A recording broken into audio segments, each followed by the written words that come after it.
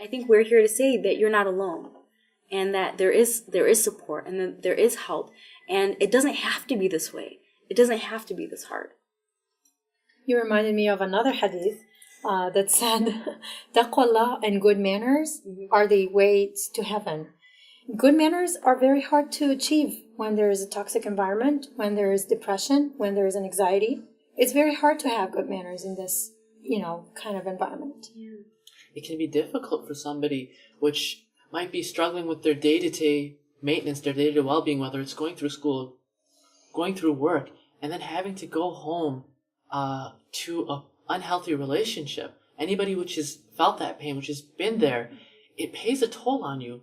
You lose sleep. You stop eating properly. You stop sleeping properly, and it affects your overall health. Speaking to parents, especially mothers, this idea of taking care of yourself so that you can take care of others.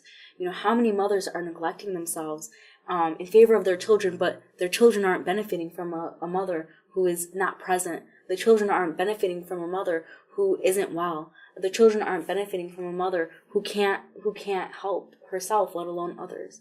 I think the unique thing that we offer the community is our diverse background and our diverse experience. Mm-hmm. I myself, working with patients at a very different setting, at a hospital setting, who are struggling with chemical dependency, who are struggling with some of the more severe mental health disorders, and seeing that systemic problem. And I know, Nagla, that you have a vast experience working with families and with children. Absolutely. Play therapy, kids, dealing with difficult children, parenting. ADHD, of course.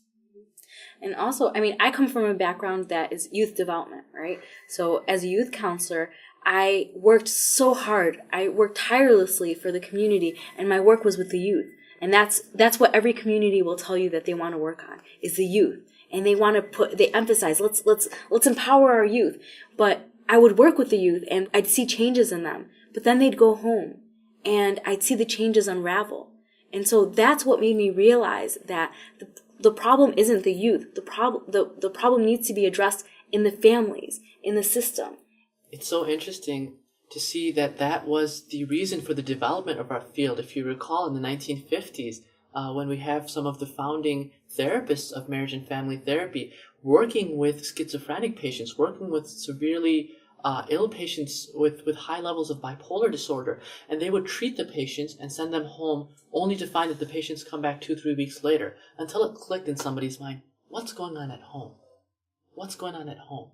And thus the field of marriage and family therapy came into existence to address the entire system.